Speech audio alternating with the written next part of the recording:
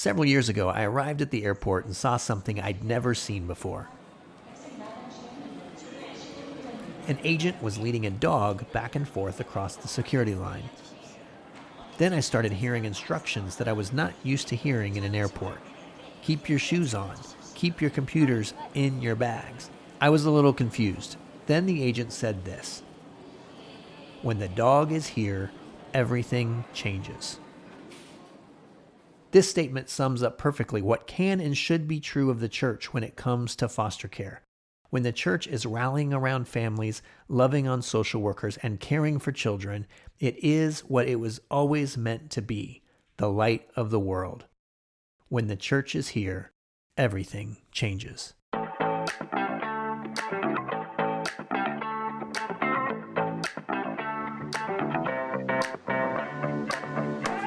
Welcome to the More Than Enough podcast, where we invite some of our friends to help you and some of your friends work together to provide more than enough, filling the biggest gaps for children and families before, during, and beyond foster care where you live. Here's your host, Jason Weber. Hey gang, we're talking today about what can happen when the church shows up for children and families in foster care.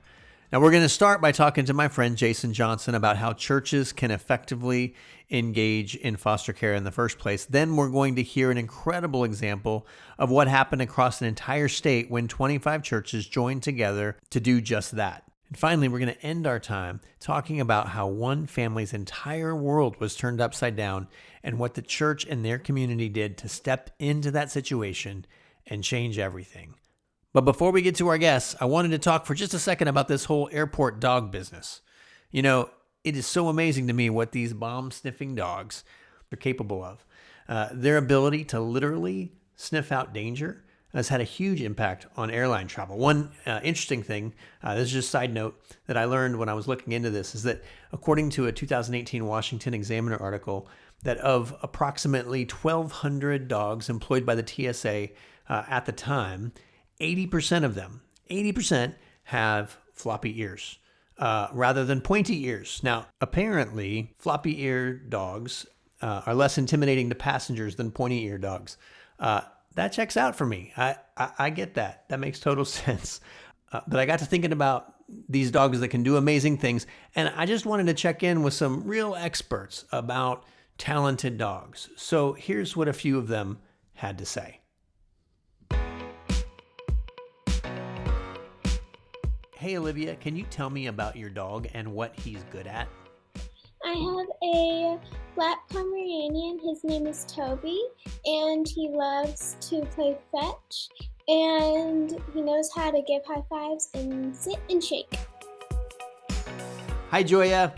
Hi. So tell me a little bit about your dog. Winnie is a Brittany Spaniel, and when you put a treat on her nose, she can catch it in midair. So Annie, what kind of dog do you have? I have a miniature dachshund. It's a weenie dog. And what's his name? His name is Bandit. And does Bandit do any cool tricks? Well, sometimes. Like, he can jump on my bed. He can stand on his hind legs. He can do a handstand. Wait. He can do a handstand, like on his front paws? Yeah, if I'm there helping him, yeah. So you got like a weenie dog vacuum cleaner kind of thing going on. Yeah. So Noah, does Lainey do any tricks? No, because he's too fat.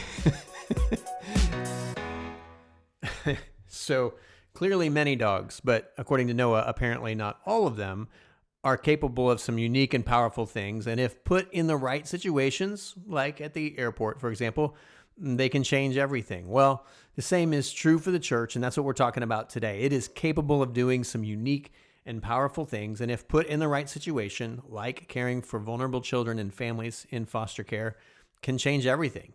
To help set the table for this episode, I talked for a few minutes about this with my friend Jason Johnson. Jason was a pastor and church planner for many years, and now we work together here at CAFO. Jason is the National Director of Church Engagement and Mobilization. And since we're talking both about dogs and the church, I asked Jason about both. Hey, Jason, how are you? Hey, good, Jason. Good to see you and hear you.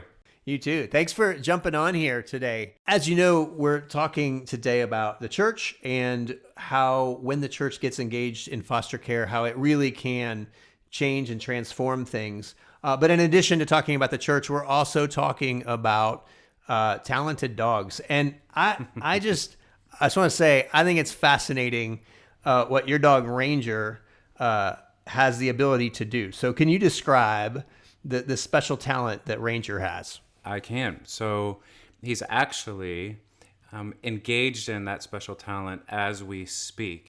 During calls, Zoom calls, video calls, he sits right off to the side of my screen. You can't see him, but he's right there. And he watches the entire time. And he picks up for cues late into the conversation that tell him we're wrapping up. So he has developed the ability to track Zoom calls and know when they're wrapping up. And immediately when we hang up, he is all over me. So as we speak, I like you said, I can't see him right now, but I've been on enough Zoom calls with you to know that I can confirm this is true. Yes. But right now he's staring at you from off camera. He makes me nervous sometimes. Like, you know, if somebody's just staring at you for up to an hour, you start to get a little uncomfortable, even if it's a little 12-pound dog. That's awesome. That's awesome. All right. One of the things I wanted to ask you about in the role that you're in and having been a pastor, having planted churches, I wanted to ask you, when did you start observing firsthand, not just, I mean, obviously, when individuals in the church get engaged in foster care, they can make an impact. But I also wonder, when did you first start observing the impact that can be made on the system when entire churches begin to get a heart for this and a passion for this and begin to engage in the foster care system? Yeah, so that's a great question. It's one that takes on a lot of different flavors in a lot of different communities, but some things that I've seen and what I began to see early on as our young church engaged was first that what we found with most other churches in our community was not an unwillingness to engage. It wasn't so much they're not engaged, therefore they must be against this. It was really more of a, no, we really do care about this. We just need some help clarifying what we can actually do. Like, it's not that we're against it. We just don't have the clarity we need. And man, if somebody would just come in and kind of give us a little clarity, we're all in on this. And so that's what we found. And we found when we started to work together, it minimized inefficiencies and not even like doing everything together, just looking at the landscape of the things that we want to do and recognizing, okay, if you guys are going to do Parents' Night Out and we're thinking about doing Parents' Night Out, what if we did those kinds of things together to minimize inefficiencies and maximize, our efforts?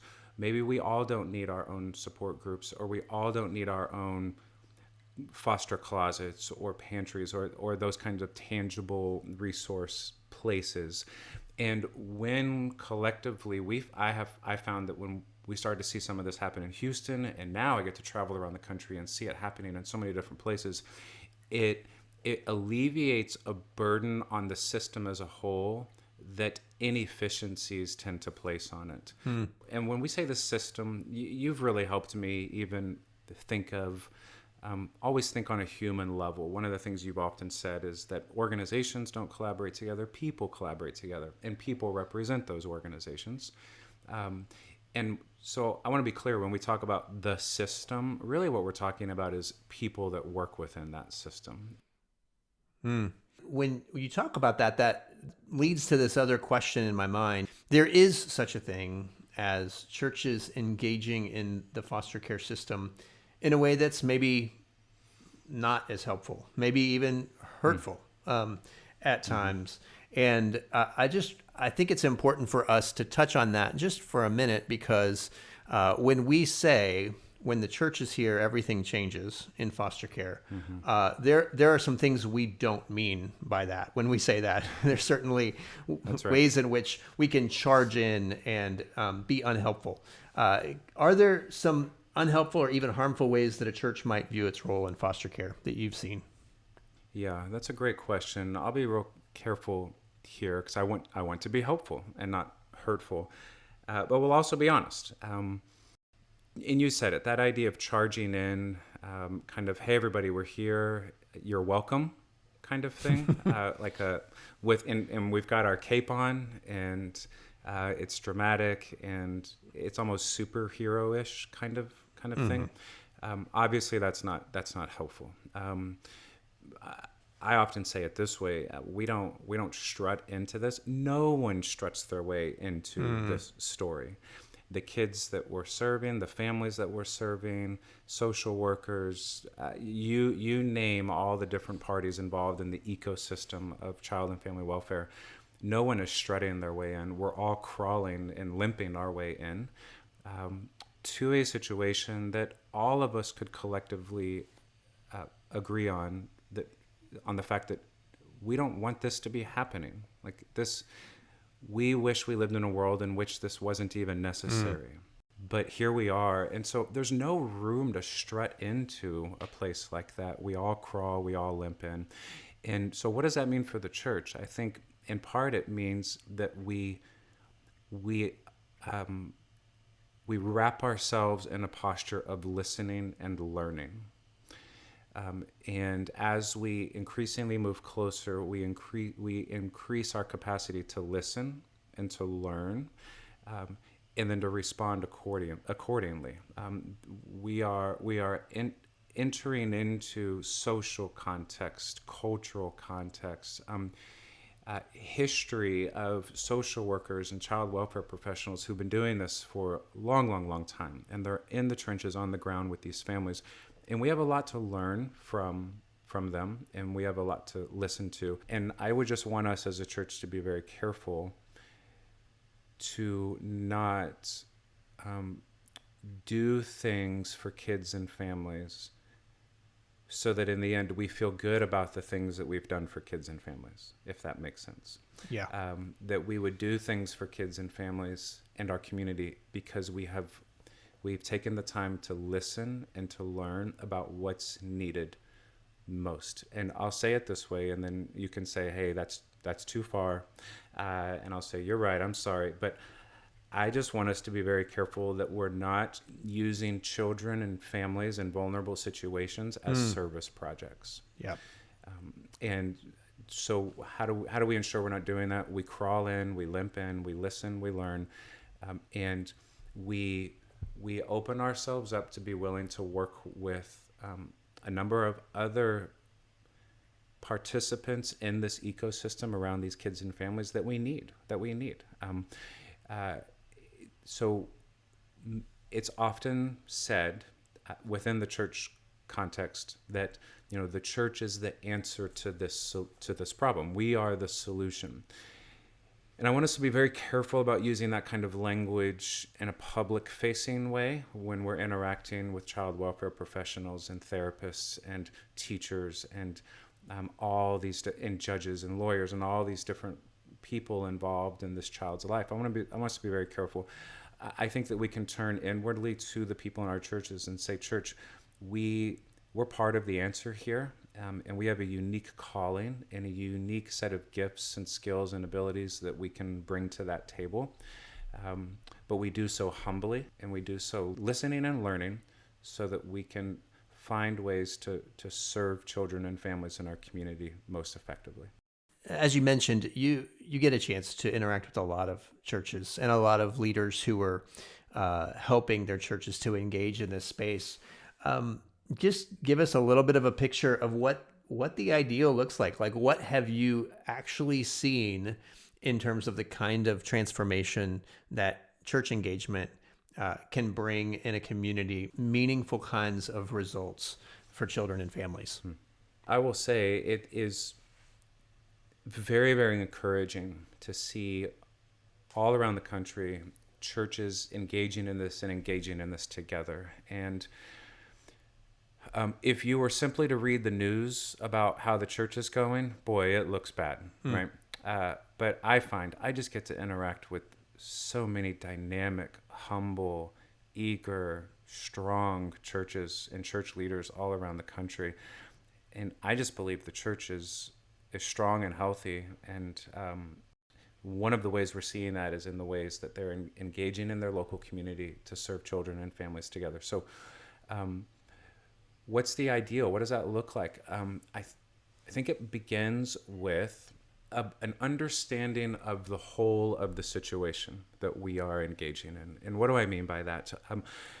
I won't get too deep into it, but I think maybe where we are in our current kind of timeline of knowledge and understanding is we have moved beyond, I really do believe in most of the circles that we get to interact in, we have moved beyond this idea that foster care is essentially this, that there's really bad parents out there that have done bad things to kids, and we, the church, need to swoop in and like rescue them.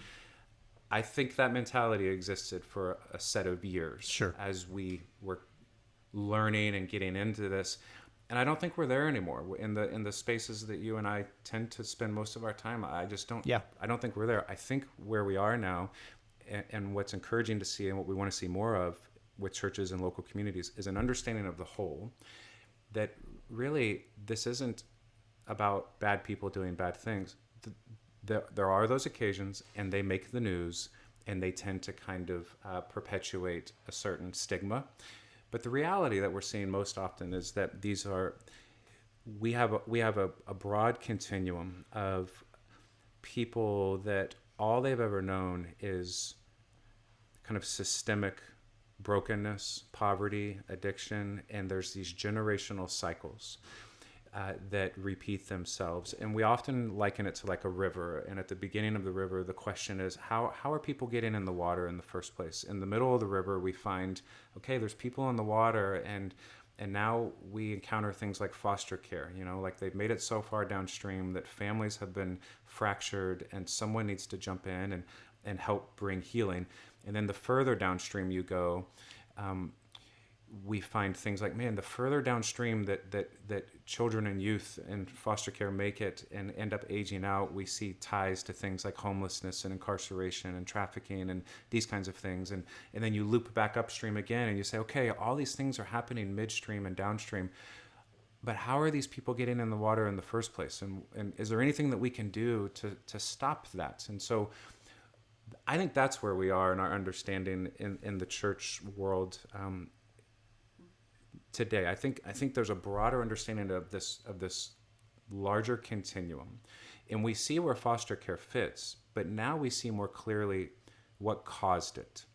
And it wasn't so much there's bad people out there doing bad things. There are rare occasions of that, and they make the news. But the vast majority is we look upstream and say, okay, there are vulnerable moms and dads, vulnerable communities, vulnerable families. All they've ever known is the water. They're growing families within that river. They love their kids, and they desperately want to get out of the water. They just don't know how to. That's been our experience personally with people in our own home. Young moms with little babies who say, this is how my mom grew up, it's how I grew up, and I desperately don't want my babies to grow up like this. I just don't know how to get out of this. And so what that means is there's a broader understanding and there's a more holistic engagement. So now we see churches really looking at that broad stream and saying, okay, how do we go upstream to help prevent problems from becoming problems before they become problems, kind of thing, right? That's right. How do we serve biological families to help keep them together before foster care ever becomes a part of their story? And that's a fascinating, fantastic question. Okay, what's going on midstream? And what do we need to listen to and learn so that we can effectively engage there? What's going on downstream when it comes to older youth and aged out youth and different issues tied to that? what does it look like for us to engage there? Now, I will say this. One of the most healthy things that I think we're seeing in a lot of churches is an understanding of the broader continuum, and then a keen awareness of where they as a church can serve best. Yes. So the expectation isn't, okay, now that we know what the river looks like, we have to jump in at all points and in all ways and solve all these problems. And no, what we're seeing through collaboration in local communities and integration of churches and ministries within local communities is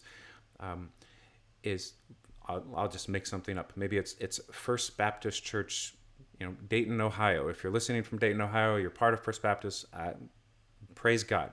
I'm totally making this up, but let's say it's First Baptist Church in Dayton, Ohio. And they say, you know what?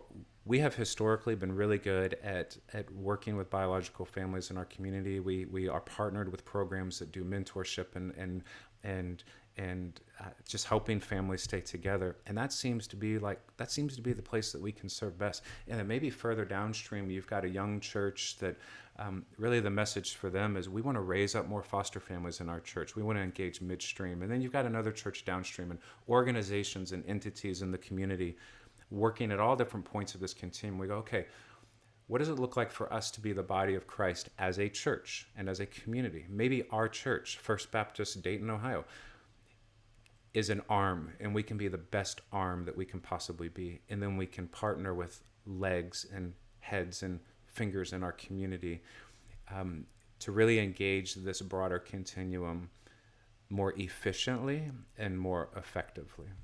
That's what we're seeing more and more rising up within local communities around the country. Well, Jason, thank you so much. And Ranger, we are wrapping things up here. Just giving you a heads up, buddy. But that is he getting eager? He's getting ready. He's getting ready. All right. Yeah. But thank you so much. As always, such great insights and thoughts. We're so thankful for you, brother. Thank you. Awesome. Thanks. Man, I always love talking with that guy. In a second, we're going to take a quick break and let you know about another limited 7-episode podcast series that Jason Johnson and I did together called The Fostering Church. Now, this is for any of you that want to do a little bit of a deeper dive into what it means for a church to be engaged in foster care. And when we get back from that little break, we're going to share an incredible story of what happened when a group of 25 churches got together to help transform foster care in their community. Right after this. I'm Jason Johnson. I'm Jason Weber. And you're in a tricky spot. Because your name is not Jason. No. You're in a tricky spot because the needs of children and families involved in foster care in your community have never been more clear to you. That's right. You know that more foster, adoptive, and kinship families have to be found. Hurting families must be strengthened, and all of these families desperately need support. And on top of that, there's one other thing that's absolutely clear to you. The church is the best way to provide those things for children and families. This is a fact that you couldn't be more clear about. But if you're like a lot of people, that's where the clarity ends. And this, my friends, is the tricky part. So how do you get your church on board? Where should you focus? And what in the world do you do if you've already started, but now you're feeling a little bit stuck? Welcome to the Fostering Church podcast, where we believe that your church can help provide more than enough for children and families in foster care in your community. To get there, you just need a little clarity, and we know some folks who can help give it to you. Each episode, you'll hear from a real-life church ministry leader discussing some foundational elements of what it means to become a fostering church. You'll gain insight and encouragement to help you take your next best steps forward. And just so you know, the Fostering Church podcast is a limited series, only 7 episodes, all designed to get you and your church on the right track, or in many cases, back on track. Yeah, and you can find it wherever you normally listen to your podcasts. So join this Jason and this Jason as we hang out with some great people from across the country to get clarity about how your church can care for children and families and help provide more than enough.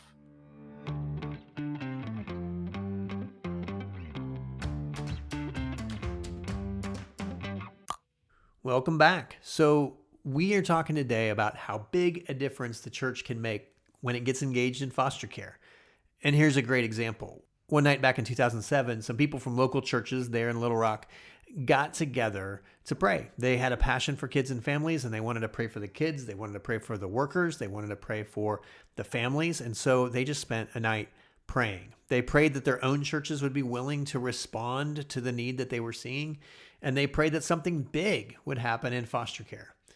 Well, just a short time later, the door opened for a group of churches to begin talking to the state about working together. And one local church hosted a gathering that brought together 25 different churches from the community, from various denominations, along with child welfare leaders from the county and state.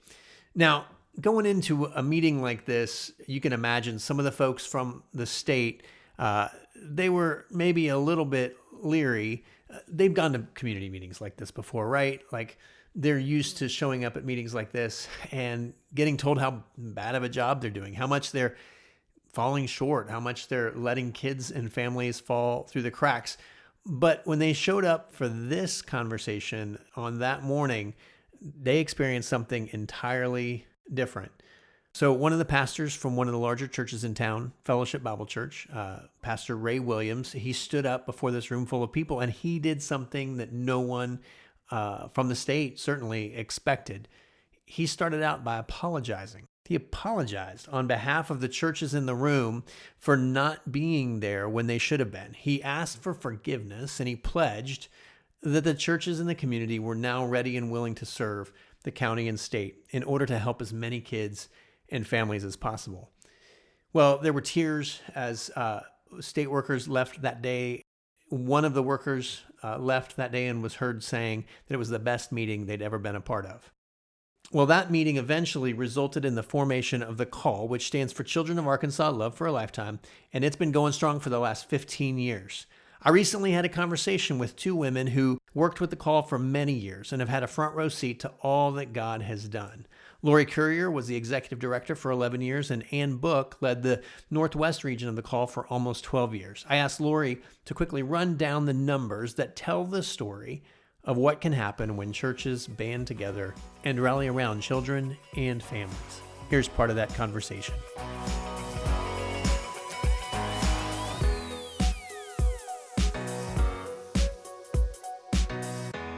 We look at these numbers of the impact numbers that we've been collecting over the 12 years that the CALL has been working on behalf of kids in care. And honestly, they are God-sized numbers.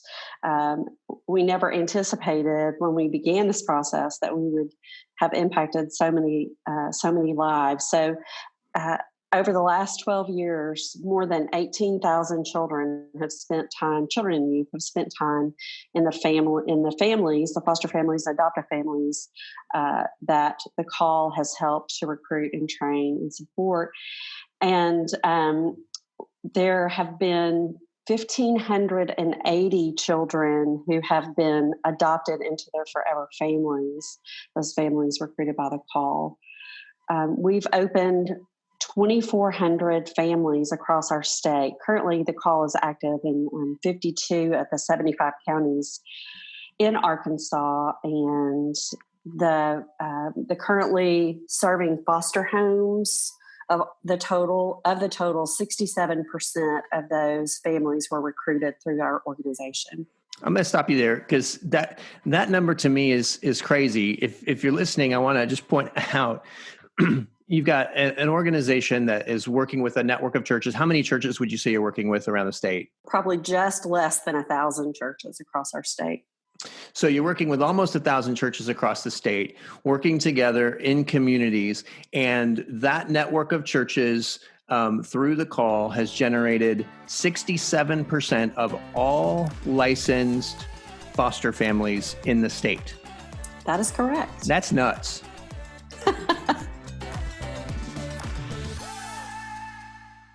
Earlier, I mentioned Ann Book, who at the time of this interview was overseeing 4 counties in Northwest Arkansas. Now, one of those counties had actually reached the point of having more than enough foster families, and I asked her about it. So I've been involved in foster care here in Northwest Arkansas for 10 years, so I've seen it just completely change. And when we launched the CALL, specifically in Benton County. There were, I think, 0.42 beds per child, and we're up to 1.26 beds per child in that county. Okay, wait. It's been an amazing thing. Let's soak that in. You had 0.42 beds per child. So more than 2 children for every bed that was available. Right. I mean, I wasn't great at math, but I think I got that. All right. And then, and now you're at 1.26 beds per child. We are. And so, sometimes numbers can be deceiving, right? Like, okay, that's more beds than children, but there's children with different needs and different ages. And so does that actually, in your case, mean that when a child comes into care that you're pretty certain that they're going to get a great placement? We are. It's difficult, and there are kind of a lot of subtle nuances in that with, like you mentioned, older children or special needs. In our area, geographically, especially between Benton and Washington counties, it's pretty fluid, but we're pretty certain almost all the children are placed within our community at this point. They're not looking for placements around the state very often for children when they come into care. Wow. So tell me a little bit about, and what has that process looked like from going from 0.42 beds per child up to the 1.26. What have you done to get there? So we officially launched here in Northwest Arkansas 9.5 years ago-ish, had our first training about 9 years ago. And from the very beginning, and my home was open as a foster home at that time. So I was walking this out, feeling it with those families, kind of feeling lonely and isolated. And from the very beginning, I showed up at every training, got to know our people, and asked them why they were there.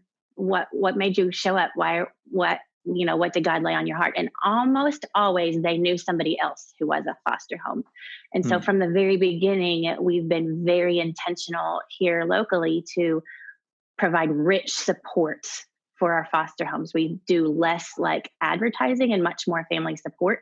That's where our budget goes, whether that's staff to walk the families through the process and answer their questions, advocacy on their behalf, networking with the churches and local therapy providers, just whatever we can do, and constantly just thinking outside the box about what the next thing is that we can do to provide more support. And that has been, from day one, our biggest recruitment in getting homes in. And then because we're supporting them well, we're able to retain our homes well. Wait a minute. So, I mean, the traditional model in foster care says, you put stuff on social media, you put on billboards, you should foster in the church community, stand up in front of the church and say, we need foster and adoptive parents. That's how you're supposed to do this, we think. But what you're saying is, no, that's not how you do it. How you do it is you get families to support existing families, and those support families get to know those families and go, hey, we might be able to do this. Is that what I'm hearing? They do. They absolutely do. They start to see it. They meet the children. They see how the family functions, and they say, oh, hey, that's not actually as scary as I thought it was in my head. I think I could do that too. So that's just one example of what can happen when the church shows up. As we mentioned, the call story started with 25 churches and has now grown to engagement with over 1,000 churches in the state.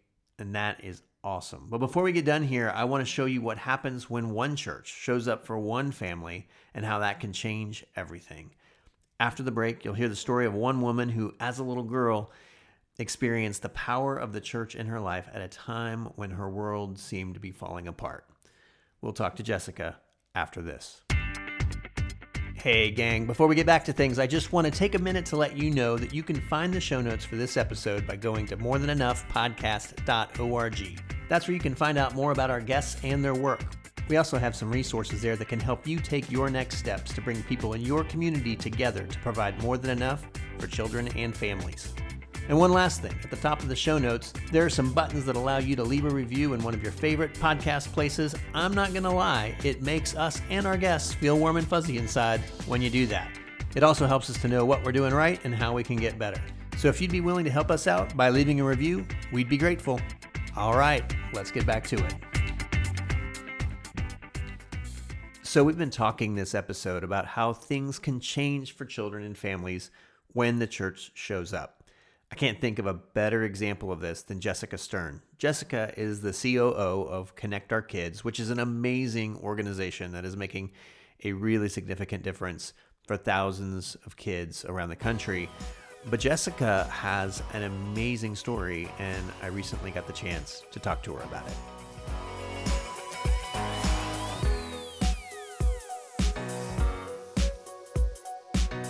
Well, hello, Jessica. How are you? I could not be better. How are you today? I'm doing great. Great. Thanks so much for joining us. Glad to be here. Appreciate the opportunity. Jessica, could you start off by telling us a little bit about your family, some of your earliest memories growing up? Oh, yeah. Well, I would say that my earliest memories are of my mother being very sick. I was 10 years old, and she was diagnosed with breast cancer, and she gave birth to 9 children. One did not make it, but she had 8 beautiful children, adoring children. And so my earliest memory was her very ill. And I don't really remember much before that, um, just because of childhood trauma really erased a lot of my earliest memories. Thanks to some really incredible people, I'm able um, to have a pretty clear picture of what our childhood looked like. We lived in St. Mary's, Ohio, in a huge white house and a huge, enormous yard and a backyard woods, and we grew up just playing outside. As you can imagine, 8 kids. My parents were probably like, just go outside and run. So, so I would say um, we had a good childhood, um, except for the poverty. The poverty really um, creates a lot of pain and uncertainty. Now, one thing you've mentioned to me is that during that time when your mom was sick, this is when maybe you began to see the church that you guys belong to really step into your family's life. Can you talk about that a little bit? Oh yeah, I remember I actually had a conversation with a woman a couple of years ago, and I said, I'm really trying to put the pieces back together. I don't understand how we were all placed in foster homes. I don't understand what happened after mom died. It was just really quick. And she sat down with me for a few hours and shared this amazing story. And it was really interesting how my brain started to put pieces back together where I could start to have memories. We were members of the St. Mary's Catholic Church in St. Mary's, Ohio, Holy Rosary, and we went to Catholic school there, and they provided clothes and Christmas for us. And she told me a story one afternoon a couple years ago, and I started to have images in my brain, in my mind, come up where I was sitting at the top of our stairs, and people were coming in and out of our house, and they were giving us Christmas. Hmm. And if it weren't for the church, we wouldn't have had Christmas. If it weren't for the church, we wouldn't have had heat in our home. We went many, many nights without heat. And if it weren't for the church community, we would not have had the food that we had. And I would say one of the most powerful things that showed us was that the community provided, and it wasn't the government, it was the community that came in to really support us. And I just think this woman is a saint. I learned later on that when mother was dying, she organized everything.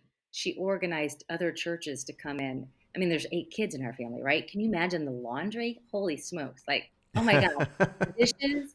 I mean, I have one child and I get overwhelmed.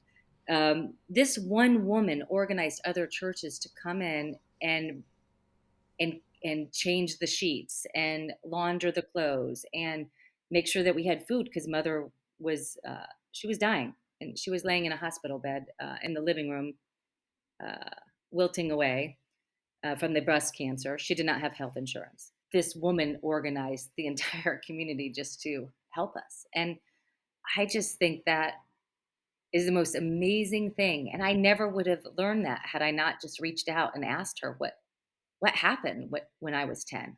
What happened when mom died? And what happened when we went to 3 different foster homes across 3 different towns, you know?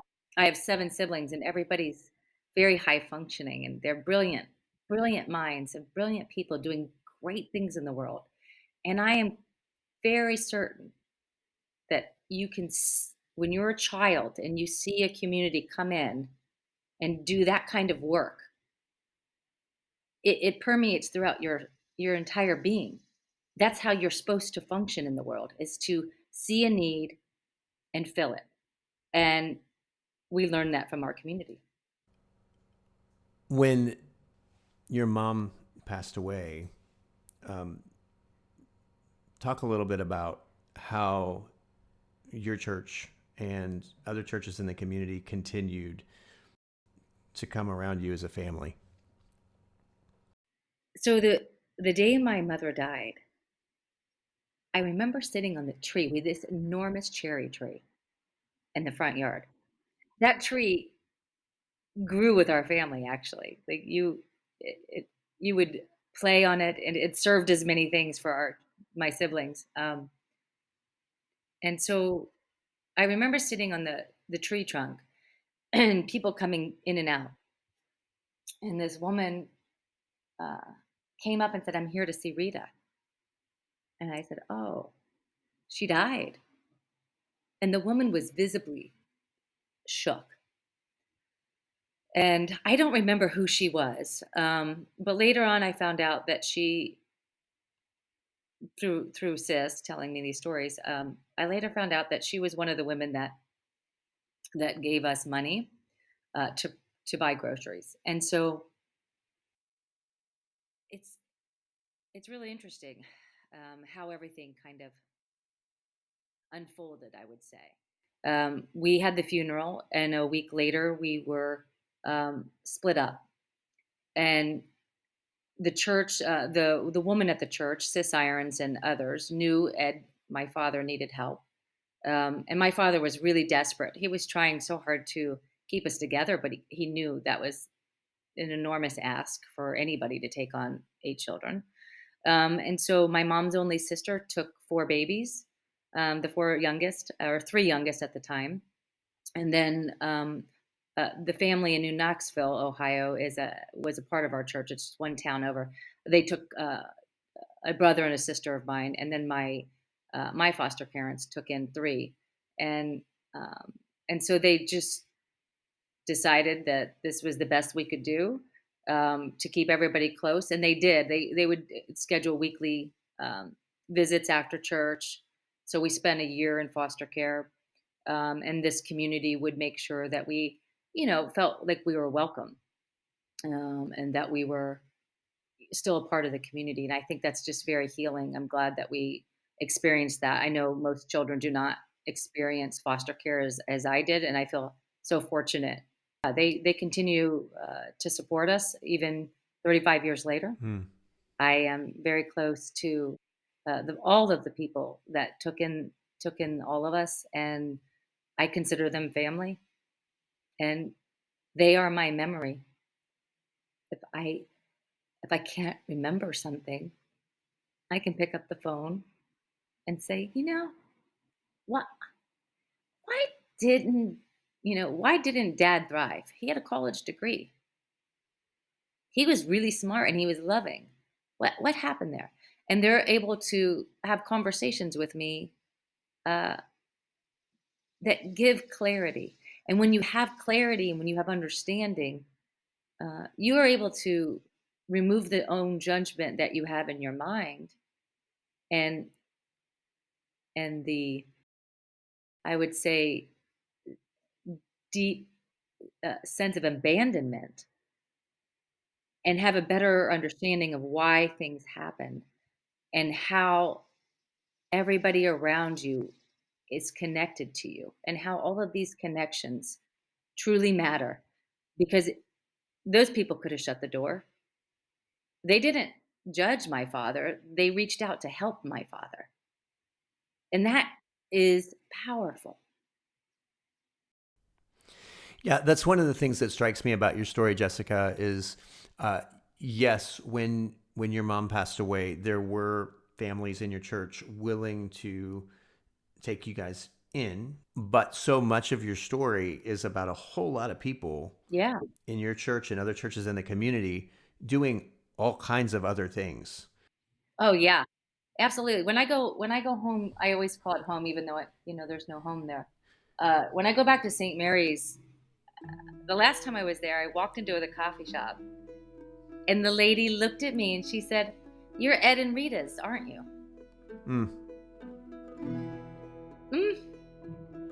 I just started crying because I was like, that connection matters.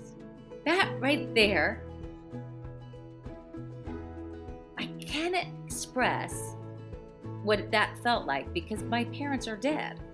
I can't go to them and ask questions. I can't understand who they were as humans fully because of the trauma, I believe, and because I was so young. But when that woman was like, "Oh, you're Ed and Rita's," I was just blown away at how that vibrated through my body. You could just feel it. And I just think that's a beautiful thing about community.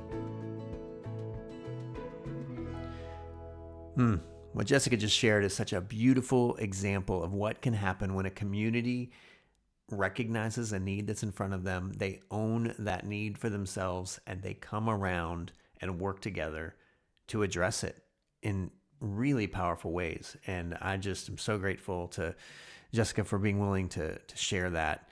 And it gives us such a beautiful picture of what can be true in our communities as well. Well, that's going to wrap it up for us today. I want to thank our producer, Amanda Baird, and our audio engineer, Daniel Davidson. And I want to thank all of our guests for the ways in which they've helped us to get a better picture of what can happen when the church steps into the space of foster care. That, in fact, when the church is here, everything changes.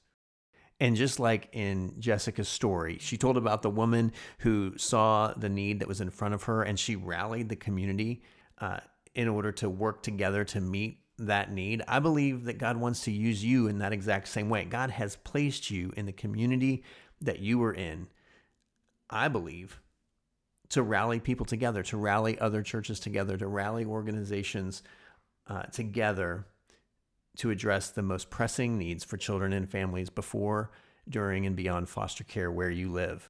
And that's why we're here. That's why we have created this podcast. That's why we create all the things we create, is because we want to come alongside you and help you do that until there's more than enough.